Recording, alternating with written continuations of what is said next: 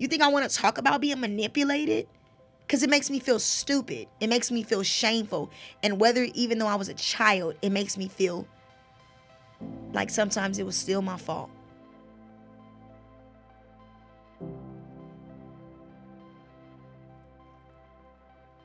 Hey guys, welcome to the Trafficking Free America Podcast. My name is Jeremy, and today I am joined by Oree Freeman, who is the new executive director at U.S. Institute Against Human Trafficking. In this episode, we're actually providing a large update for the U.S. Institute Against Human Trafficking, who is the main producer of this podcast series, because the president, Kevin Malone, has actually resigned due to another position he took. And Oree Freeman has come on. And so we're going to talk about some of the new direction U.S. Institute's going and maybe a few other directions that the podcast is also going. So, Oree, really happy to have you here. Thank you, Jeremy. So, Oree, our audience probably knows you because you were the start of this entire podcast, your story. Mm-hmm. And it's really cool how it's come full circle into you from being a board member of the U.S. Institute to now actually being the executive director. And before we get into some of the reasons why, you were hired when Kevin Malone stepping down to go to Washington, D.C., we'll talk about that in a little bit, but I want to hear kind of your perspective of how you were brought on to the U.S. Institute from Kevin and Marilyn Malone. I have actually known them longer than doing business with them. And so they were a pivotal role in my life and just my healing. And when you talk about passing the baton and helping a survivor become a thriver and not just having this label, they've done that. They were a part of my healing process, helping me get through school. Kevin and Marilyn was actually the first ones that really believed not just in a vision, but actually acted on it. Actually put their money where their mouth was without a tax write-off. To say, hey, we believe in you. We want you to consistently go to therapy. And, God said move to Texas. And this is being full transparent. Go. I'm like, I don't have any money. Like, move to Texas. And it was the hugest decision that I had to make in my life to really become a great servant leader. Because you were living in L.A. at the time. I was currently living in Los Angeles. And I had met Miss Marilyn and Kevin, then when we do a lot of human trafficking work, kind of coincide, we were crossing paths a lot, especially during the Super Bowl and different activities that human trafficking is heightened and all the hype about anti-trafficking efforts. And we would do work that way, and Kevin would call me out. I would do a lot of press conferences with Kevin, too, and I was really grateful for the opportunity to speak that broadly to audiences. Mm-hmm. And so that's how our work started together. And then they became like family, though, because I think that you get invested in not just this work, but in actual life. It's not just an idea. It's a life now being invested in. In order to keep doing this, I'm big on, let me see your relationships. I'll show you your fruit. I'll show you your impact. Because you can do all of the mechanical stuff, we can do the podcast, we can do the research, we can do all the curriculums and stuff, but if you don't have one good relationship in your life with an individual who's been impacted by some type of trauma, I wouldn't measure to say that you haven't made an impact, but I think it's really important to do direct impact, and that's what they've done. And so that's how we met, that's how we started off, and it was really, we were able to connect because they said yes, because I said yes to this fight. And so we started there, and then they've watched me grow over the years as Oree the bull in the china shop, a lot like Kevin in a way, because I also had great mentors in my life that was really big on business as well. But we were able to really make a very great business connection and perspective. I've always been open to different challenges and different perspectives and how we can combat against human trafficking the way that people do it. And so they've always stayed in my life, and we would go quiet for a while because life gets busy for me and I'm traveling the freaking world doing a whole lot. And then when this opportunity came up, it was definitely, it was a gift. It really was. Kevin, in his past was, he would recruit baseball players, and then he managed baseball players, and I guess you would say as a general manager. And, a lot of his stick, I guess, was like, I want to make a team. Like I focus on making a championship team with the Dodgers. I want to focus on making a championship team that actually destroys human trafficking. And that's what his whole thing has been. But I've never actually told him this. Hopefully he listens to this part. While he can build a team together, he gets some really star players like he got you, a survivor who has a lot of knowledge, expertise, and wisdom into helping those who have gone through trauma in multiple ways, not just trafficking, but you're able to really help spot signs and really help people see things. You've helped me see things that I've never looked at before. Of no, look at, someone might say this, but look into something like that, and here's how you approach it to make them feel more comfortable, so on and so forth. All these different things. The more I listen to you, the more I learn. So by all means, you're a star player, and he's been building the team like that. But, something that he talks about building a team, he never talks about how he recruits his team. Mm-hmm.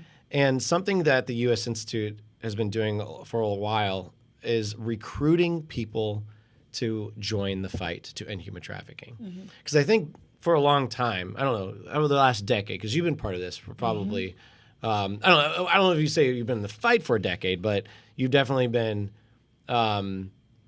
maybe it's been fighting for a decade. I guess it's been that long. It's been a decade. Yeah. When I think it's when been I met 15 years, really, since I met you in 2018. So I guess that's 7 years ago. So I still think of that as not too long ago. Yeah. So I apologize. It has been over a decade, even in this fight.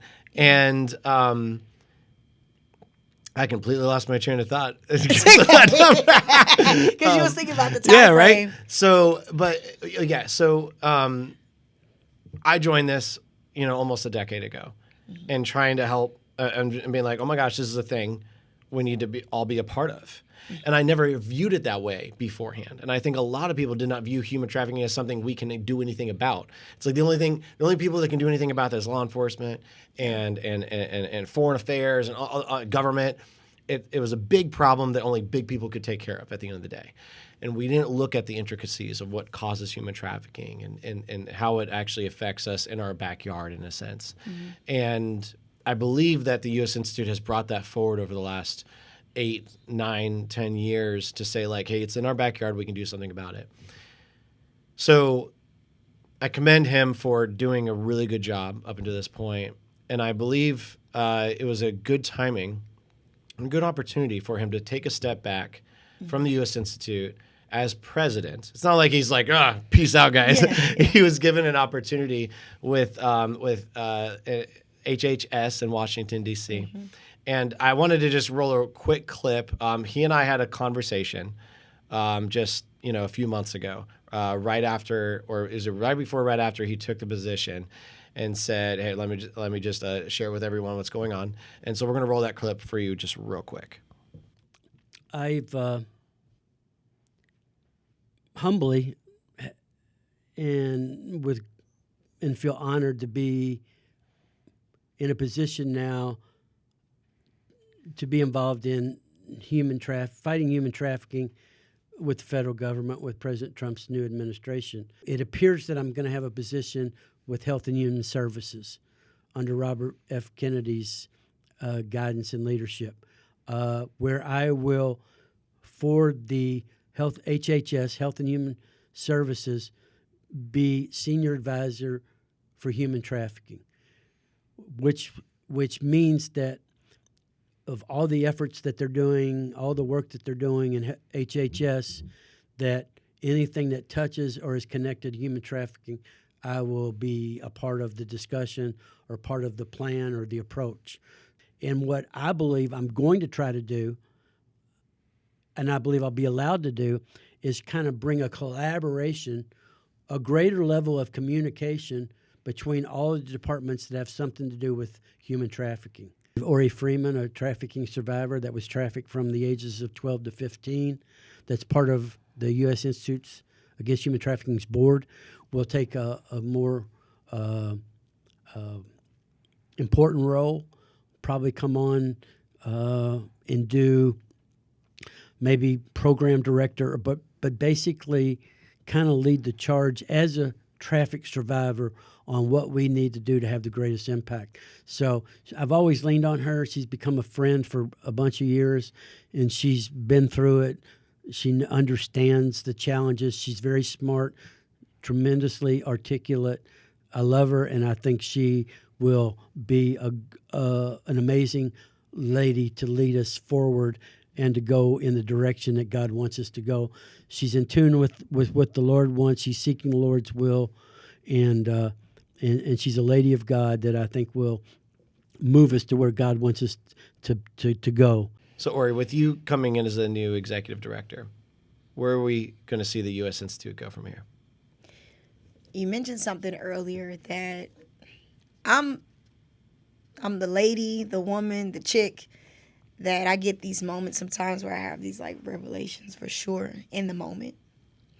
And when you were talking about building a team, I think that historically great leaders don't end well. They don't finish well. And I'm grateful that we've had a leader that finished well and is moving on to what he's called to next. And I think that I definitely want to continue that legacy of building great servant leaders, seeing not just potential in somebody, but it's not just about the people that are going to walk alongside the individuals who are being trafficked, but the individual that has been trafficked. How do we help them become great stewards of what they have? How do we help them become great servants of other people?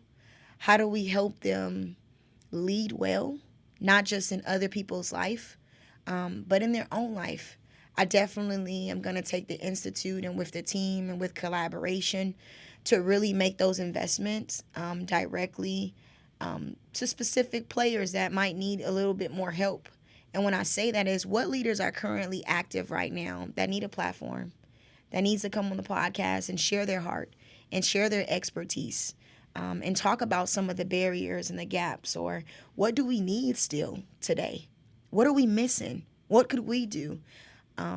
Also using the platform to reach audiences that are the unlikely, the people that have the capacity, the financial capital to make an impact on somebody's life in a very, very crazy way, to where a life is transformed where you couldn't even measure it, to help somebody become a healthy mom, a real healthy mom, somebody that can identify their vulnerabilities and take accountability for what they can do. And that's only one thing that I want to do with the podcast, bringing people on for other people to see, like, how can we help? How can we do that? Another thing with the organization I definitely want to do is get the boots on the ground, the training.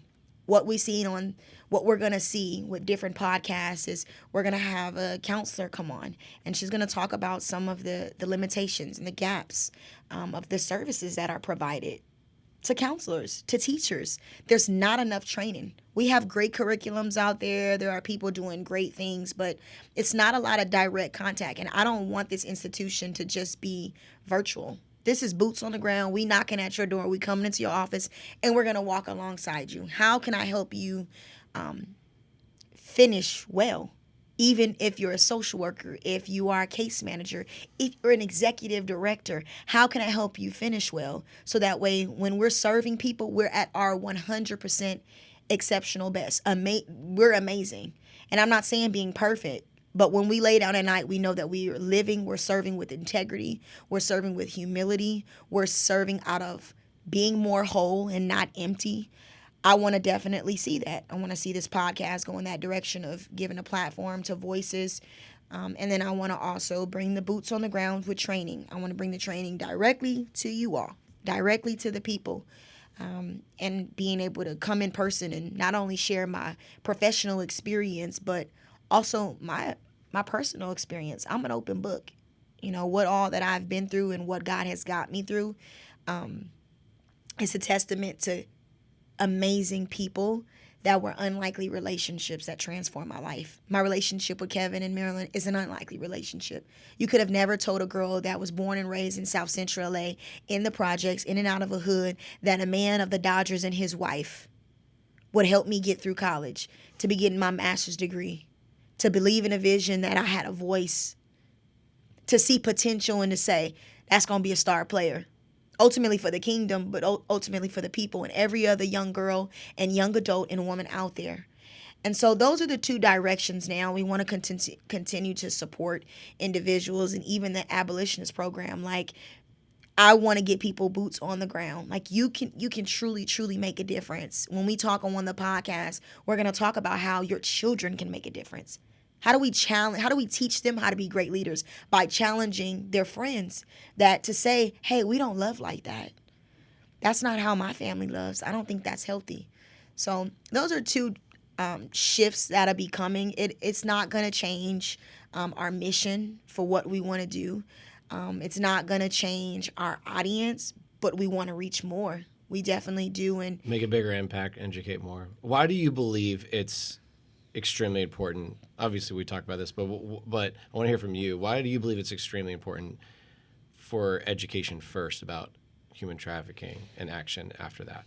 My biggest mission for myself is, and I know that it is definitely a gift that only God has given, is I do have not the gift of speaking, but my goal is to change and shift hearts and minds.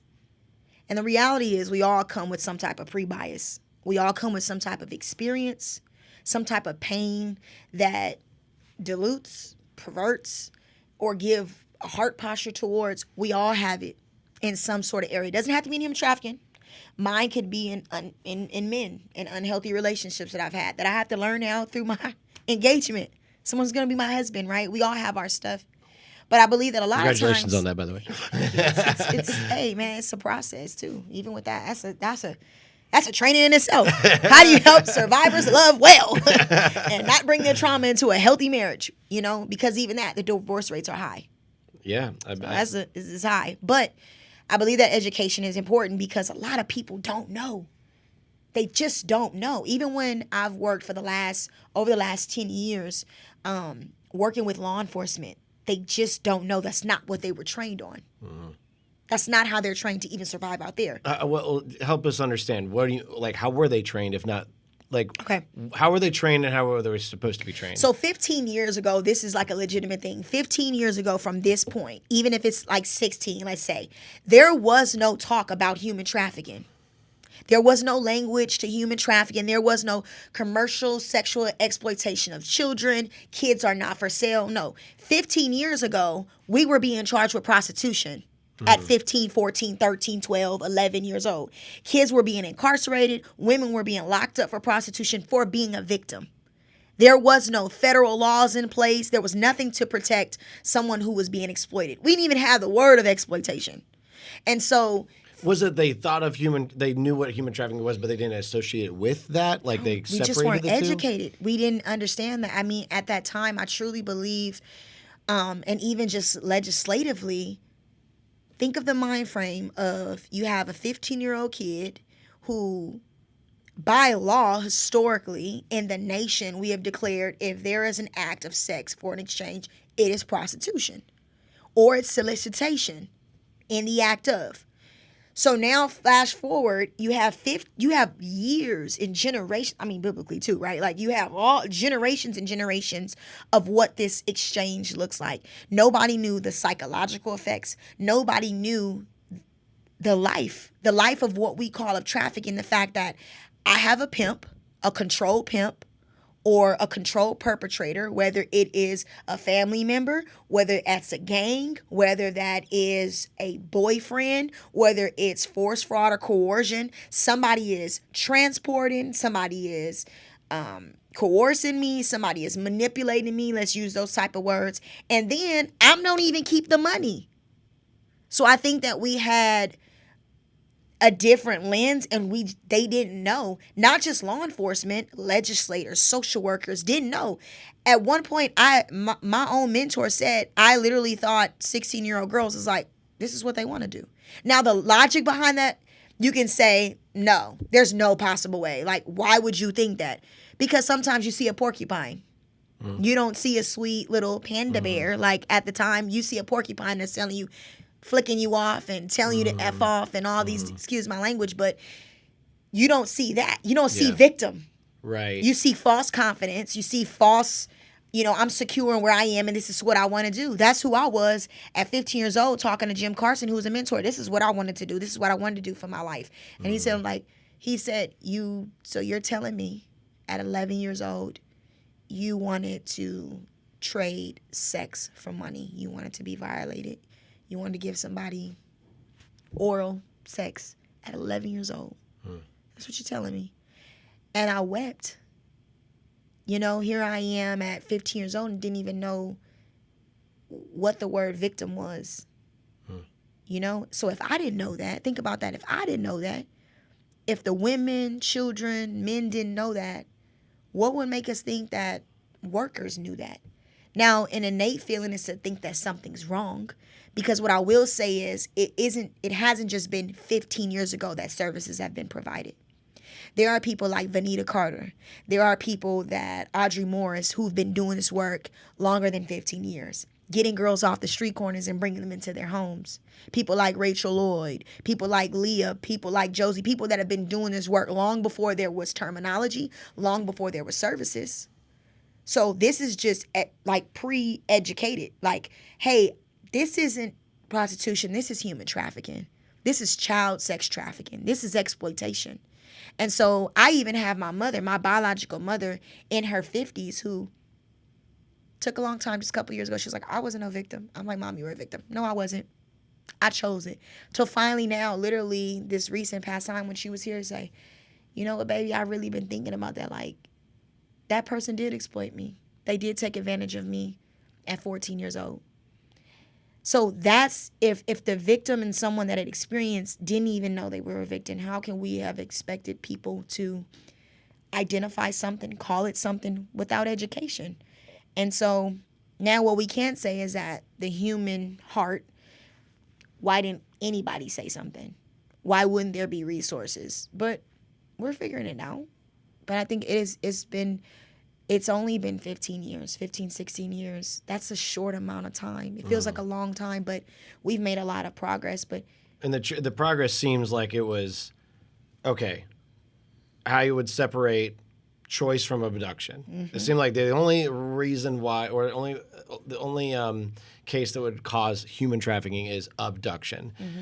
And what we started to look at and listen to, I would say probably the biggest thing is listen to, is define abduction. Mm-hmm. Is it like physically I grab you and I lock you up in a cellar, or is it I manipulate you into thinking this is the only worth that you'll ever have, and the only thing, and kind of just put you in a box and say the life that you want, the life that is enjoyable, is the one I give you, which is filled with drugs, filled with emptiness, but it's you begin to think that's all you have. That's what that's what I've heard from your story about how someone made you feel. And it took many, many, many people to break you out of that. Because especially it's like if you've been taught that since a young child, it becomes your core almost. And then filled out with a lot of trauma. There's a lot of confused people out there who don't know that they're being trafficked. And nobody wants to be seen as weak or vulnerable. That's a whole nother podcast topic that we'll definitely get into, like the strong leader that I'm consistently becoming, the strong woman that I am, the strong mom also has to learn how to be meek, has to learn how to be gracious and not feel unsafe about it. And because I've had to survive a certain way, but it also pours into the other areas of your life if it's not healed. And so also in that, I had a moment one time with some filmmakers, because they've been following me since I was like 15. This documentary, it's been going on for a long time, but it's coming to an end finally. Like, who doesn't want the happy ending of getting married, graduating, going to grad school, right? So it worked out perfectly. Timing is perfect. But I remember I got so pissed off at the producer, because she was like, and she's like family to me. She's like a mother to me. And she was just like, you are just so strong when these experiences and when you're talking about something, like, where's the emotion? And I'm like, this is not Hollywood, okay? Like, I'm not. And I had a moment of vulnerability where I yelled because I'm like, I don't want to be her no more. I don't want to be weak. You think I want to relive something when I felt dirtiness, shame, where I couldn't even lift my head up, getting spit on. You think I want to feel that again? You don't think I like being strong? That this makes me somehow feel like, I feel it makes me have a false sense of confidence? You don't think I like being an ego? Now, I need to have a good balance, but you think I want to feel weak? You think I want to talk about being manipulated? Because it makes me feel stupid. It makes me feel shameful. And even though I was a child, it makes me feel like sometimes it was still my fault. I don't want to be her. And it was such a moment, because there are still some victims till this day that are out there that who wants to sit with that? Not because it's not their fault, but who wants to sit with the truth that I'm in bondage? Who wants to sit with the truth that how somebody is treating me, how I'm being loved is abusive, and that this isn't reality? And then when you get a taste of healing, it's harder to heal. It's easy to stay in bondage rather than walk in freedom. And I'm telling you that as a leader, it is. It's easier to walk in the same darkness over and over and over again and go back to the same things, the same patterns, the same habits, than walk into freedom and to face yourself and to take accountability for choosing freedom at some point when you've already walked through the door, or when you've been given an opportunity, or when you are rescued in a way, if it's especially international or even here in our hometowns, if it looks like that. It's hard. It's hard to stay in the light. It really is, because the light exposes everything, not just the things you've experienced, but who you have to become. And that's a whole nother topic, but it's easier. I always talk about when I was a child, I would have rather be in the streets, be homeless, be beat, and fake like I was okay, and fake like I didn't care, than to be at some group home that did care about me. The people did love me, hug me, talk to me about my feelings, put me in therapy. And I'll run. I'll go right back, because it's what I know. And it's not even just a child. Their brain, their frontal cortex is not even actually processing what they need to process, because it's literally in the middle of their brain, the nervous system that's responding. So even neurologically, I'm not going to respond the way that I need to, because I've experienced trauma. So it's hard. We just did not know. But we do have to take accountability now, because we do know. We do know. And I think that there's a lot more education that needs to happen around that. I don't think it's not so much that it's happening, because I do believe we're doing a great job at awareness. I think that we need to do a better job at how do we combat it. Yeah, so that is the next question, is education is important, because without the education, you're not going to combat it very well. I almost imagine someone who maybe started listening to this podcast oh my gosh, I want to help these victims, and coming to 13-year-old Oree. How would that have gone? I probably would have cussed you off, gave you the finger, and then probably spit on your window. And that's not everybody. Some people help me. Yeah. Not me. I was don't mess up my money. And it's hard. And I think for anybody watching this, you are not. We don't come to rescue. Yeah. We can come to help restore. Which is by all means, I want to be on the record to say it's an innocent thought. Absolutely. To say I want to co-rescue. It's very valid. It's good. What we've learned, and this again, part of the education, what we've learned is that that's not the right approach most times. And so let's talk about that. Yeah. When you say restoration, what do you mean by that? Walking alongside someone in their journey, knowing that at any point they could pivot. That's a part of recovery, is a part of relapse, not just from addiction. So people are familiar with addiction nowadays. We've had all the drug-free campaigns and the alcoholic stuff throughout, I know, my generation with the school. But a part of recovery is relapse. It just is. And then there's these different stages of change that you go through in the more of the psychology department that where you think about you want to get free, you deserve to be free, but then you go back to being like, yeah, no, I don't think that I deserve that. I don't think I'm worthy of that. But restoration is walking along somebody without having expectations. Not to say that you don't have a desire for them to want more, to have better, to have a free life, but an expectation that it's going to happen on your timeline, no. To have an expectation that you're going to be the one. You're going to be the one that picks up the starfish. We always hear this story about a boy, or it gets always mixed up. We always hear the story about the boy walking on the beach and all these little starfish, and he wants to save them all, but just one.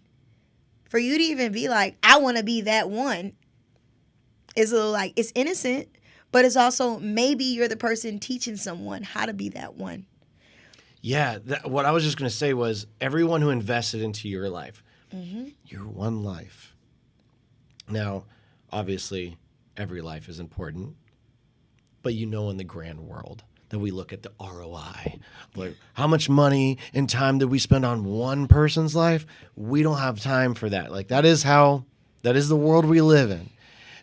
However, I want you to just take a step back and go, look at the ROI. Look at what you have done in your life to help restore many others because someone said, I'm going to help restore Oree. That's the kind of thing. You could be changing so many people's lives by focusing on the one in front of you. Yeah. And I don't think and one of the biggest mission, the differences, I think, that when we first started out as U.S. Institute, it was big and bold. And what we've actually done is like lessen a little bit ago. I'll tell you what. If everyone in the United States were to be educated, that's the first step, to then looking in their neighborhood and their sphere of influence for that one person. And if everyone's focusing on that one person, suddenly that's when you start seeing the numbers go down. It's not going to happen overnight. It's not going to happen drastically because, as you said, it took years, right? But that's the ultimate thing we need to do is plant these seeds. So how are we going to plant more seeds, Oree? With people donating, I'm just like, I'll be honest, because I do want to backtrack a little bit. It's not about the ROI, like the one person. Of course. But where your heart is and your why. I always talk about that. What is your why? Yeah. And to why you want to help one life. What's your why? Yeah. And it's easy to say people really just genuinely want to help. Some people do genuinely want to help, but also it helps them hide their own stuff, their own things they need to work out in their own marriage, in their own family. I'm big on that too. I'm big on that. Like before you save somebody else, you need to save yourself. Help save yourself. Yeah, focus on your own kids, right? And your own family, your by first all ministry, means. which is your family, right? Yeah. But what I will say is that I am evidence that investing in one life to say, and I'm gonna tell you this, I didn't meet everybody that's in my life at one time. I met them at different seasons in my life when I needed something different. When I needed a mom that was going to teach me about business, who was a CEO of a massive firm and partner in her firm and making over $700,000 a year because I needed to learn to articulate my words better a little bit, to not say at the end of a sentence. And I couldn't stand it at first. But how do you lead being a black woman and what she says, break the glass ceiling? Right? I needed her at one point. I needed those snuggles. I needed that smell, that butterfly on her bed to remind me that I was also a daughter. I needed her and my daughter needed her. And then I also needed my mom that I met at 15. That was Sherelle, the first woman. Then I met Mitzi. I met her before that at 15. And I needed a woman that was going to be strong, that was going to hold me accountable of being a healthy mom regardless of being a survivor. I needed her. And she paid for my therapy for years of intensive, expensive therapy. I got people in my life throughout my journey. And so there's ways practically that people could actually plant a seed. And that's to say, what is my capacity? What could I give to an organization? What could I give to the Institute in order to impact? It's almost like we're so quick to sponsor, and it's great because my dad did it because he loved elephants, one of my mentors. And he would sponsor an elephant. And he gifted it to Evelyn, like, for her birthday. It was really cute. But, like, if I said, you know what, I'm going to make this donation, this contribution, this into one life. I want to sponsor, so crazy. Like, we do this in other countries, like sponsor a child, but I want to sponsor a survivor. I want to pour into their education, their healing. This is what I want to do. You would then be able to see where it's going. You get to see a life. You get to see the flower go through the different seasons too. When it feels like it's dying, what's going on with you? What's happening? Is she all right? Is he okay? But that's life. And I think that the first thing by planting a seed is looking at like something that's monetary, like monetary value. Like, okay, where is my dollar going? My dollar is not just going to Oree, that's 18 years old. It's going to Oree's education. That, guess what, is going to get her to kick down that door to get at that table with people that don't know what they're talking about when it comes to this subject, but need her assistance, and she needs them too. And then, hey, I know that my contribution is going to Oree's healing, to the point where it's not just about Oree. It's the fact that Evelyn, my almost 7-year-old daughter, lives in the suburbs, not in the ghetto, not in the hood with bars on her window. She doesn't know what abuse is. She don't know what rape is. She don't know what it is to have a boogeyman in her closet. All because one woman decided, you know what, I'm going to sponsor her healing.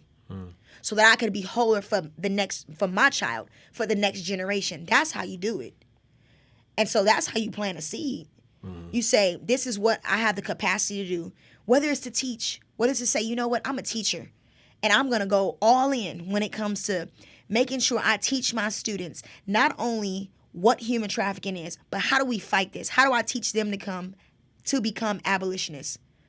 How do I teach them to challenge their community? How do I teach them how to challenge their legislation? How do I teach them how to build, how to break down barriers? Think about where you are. What can you give? You may not be able to give money. Guess what? I've learned this too. You might be able to provide a service. You might have a clinic that you're saying, hey, survivors need help when it comes to medical. You know, survivors come up in this business as well, and then they have the most horrible medical insurance, but they have families. And so if I can support somebody through, hey, we'll be able to sponsor your family for a year or two. We really want to help, or we want to help survivors not just come off the streets, but maybe survivors that are having issues with IVF. This is a real thing, though. Something I was robbed, a woman that is struggling with fertility because of exploitation and what somebody else did. But now she works for an amazing company, but can't afford IVF. So that her dream of being a mom, her dream of being a wife is snatched from her because of somebody else's decision to exploit her. It's whatever you can give. Look at what you can give. Teacher, I don't care if you a janitor. I don't care if your goal is to learn every single child's name on that row. To know, like, why they staying back, why that kid not eating, what's going on. That's how we plant seeds. What can we give? What capacity are we at? I know right now, I have been serving for the past 10 years as not only an educator or a trainer or a motivational speaker. I have been doing case management for the last 10 years. I'm exhausted. My first ministry is my family at this point. And I'll never forget when my mentor, Jim Carson, told me. I was 15 years old sitting in a group, and I was like, I'm going to change the world. Dad, I'm going to change the world. I'm going to help people. He was like, you got to help yourself first. And he said, but the one thing I'm going to tell you is, guess what? One day you're going to have a child. And you're going to go to college, and you're going to get married. And I'm like, married? Psh, yeah, right. Who wants me? Right? It was that young 15-year-old Oree. He said, but you are. And you're going to love what you do. And you're going to have to learn that you can't bring work home at night. And you're going to have to learn that you need to be at home when that child comes home from school. And then you're going to look back at all the social workers you cussed out, that you choked out, that you treated when you was young. And you're going to say, dang, I need those interns to now do direct service work, because at this point now, I love hard and I have good boundaries. But that's just the way that I've been taught to serve. And I know now that it was time for a shift. And then, lo and behold, Kevin and Marilyn called me to say, hey, we really feel like we want to offer you this position. That was only God. That was only because of an unlikely relationship. I've always done leadership. I've even stewarded over other people's finances well when it comes to money. Stewarding what Kevin Marilyn has done before, or even my scholarship money that I had to go to college. So I already had great history and track record with finances, with leadership, being not just living with integrity, but being honest where I'm at. I'm like, listen, a couple years ago, like, I am struggling with trying to co-parent with my daughter's father. And I am not communicating the best way, but I've always been an honest leader. And then the position comes. And I'm like, y'all think I'm qualified to do that? Absolutely. And it was an answered prayer in a way, because I'm like, I'm getting burnt out. And I'm not burnt out in an unhealthy way. I'm just like, it's time for me to transition. Mm. And a good leader knows when to transition too. So for me, it's saying, at this capacity, I might be fostering children soon as well. That's my heart, because I wasn't a foster kid. I was the girl that did get adopted and get put back in the system and didn't get adopted again. So that's my one heart. But I'm like, okay, I need to be the best version of myself for not only the organization, ultimately for myself, ultimately under God, but for these kids. And so there needs to be a pivot. So that's my capacity now, is that I want to be able to full on be boots on the ground with training, with speaking to individuals, with giving other people a platform through the organization to really, what do we need to do? And that's my capacity. What's yours? You've been carrying this for a while, and I remember first meeting you and your heart, man, was in it. Like, that's not normal. That is not normal, Jeremy. People don't come in and executive directors, like my documentary executive director, would drive around with me at 2 o'clock in the morning at 15 years old because I don't have nowhere to go. That is not normal. That is an unlikely relationship. And now she's sitting up here and housed so many survivors and helping them and all the things because of her heart. You sit up here have held it down, teaching people, educating, all based on your heart. That's the capacity. Well, I'm happy to have this new fire here at the U.S. Institute and inside this Trafficking Free America podcast, and it's exciting that you started this with your story.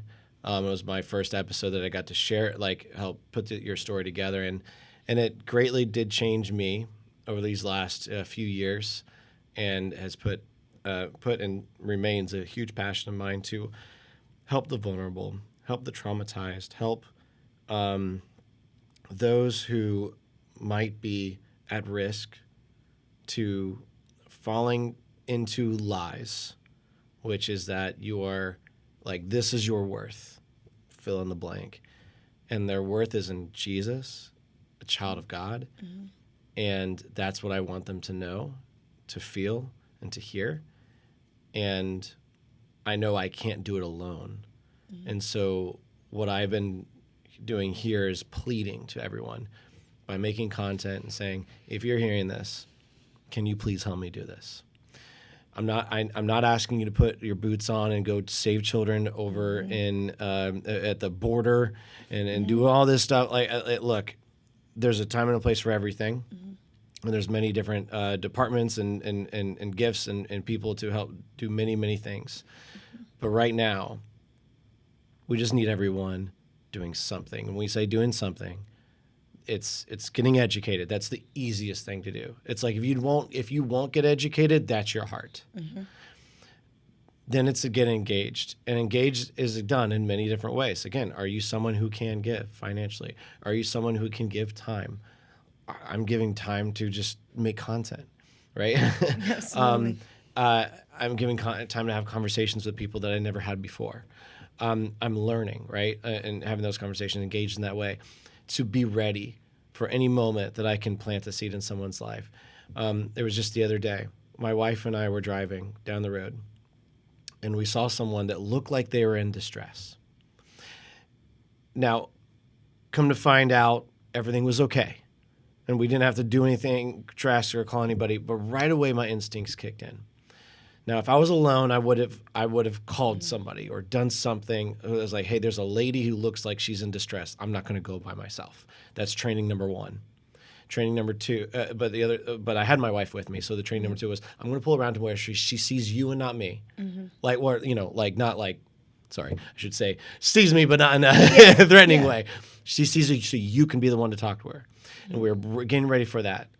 To do that, it was like the moment that kicked in that moment, and if that lady wasn't distressed, that's what we would have done. Yeah, that's the kind of thing that if everyone's just ready and kicks in, but ultimately it comes down to love and the love that I share with my children, and that I hope to pass on, and so it all comes down to we have to be actively pursuing love for others, a deep, deep love.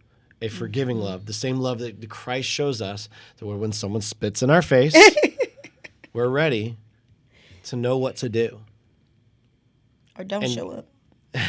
Don't show up to the meeting. Gotta get somebody free, you know? I had a girl, I got a call from an organization, collaboration is important, from a woman that we're great friends, and she runs an organization up north of California that's amazing called City of Refuge, and they have housing that, oh my gosh, it's amazing. And you don't see that a lot, the housing, and they're killing it right now. But had a woman in Texas that was in distress, and I went off the clock, not representing anybody, but I went after I just got off of work, sitting in my bed with my moo-moo on, I'm like, I'm going to go get her. And I'm driving with her, and I had the opportunity to I could have decided to say, no, I'm not going to go. I'm going to set a boundary. Or I'm going to say, I'm going to do whatever I can. And if she's ready, she's ready. And if she chooses to say, I'm not ready because I don't believe that I deserve it, or I don't feel worthy, or she don't know she's in bondage, then I'll still be right here when she calls again. But I got in a car for an hour and 30 minutes, drove all the way to deep, deep, deep Dallas. In a dangerous area, got her in the car with her and her son, was going to take them to the house, my house, warned her, this is Texas, don't bring anybody to my house. I do have an amendment right. So she was coming off of drugs, so I was like, you sure you want to be in my home, or would you rather be in privacy at a hotel? And I did that, and the next morning, people could say, well, why didn't you take her to shelter? She didn't want to go to shelter. And there was no drop-ins available. And the situation was tricky. And guess what the Institute did? I called Marilyn up. I said, hey, Marilyn, I got a girl. Could we get her on a Greyhound? We got to get her back to California. And Marilyn said, absolutely. So that opportunity was available. The next morning, she said, I don't want to waste your time. I have someone coming to get my son now, but I just, you going back? And she was like, yeah, I called him. I said, I understand. I said, well, you have my number. We're here to help when it's the time, or when you feel like, again, you're ready or you want to get out.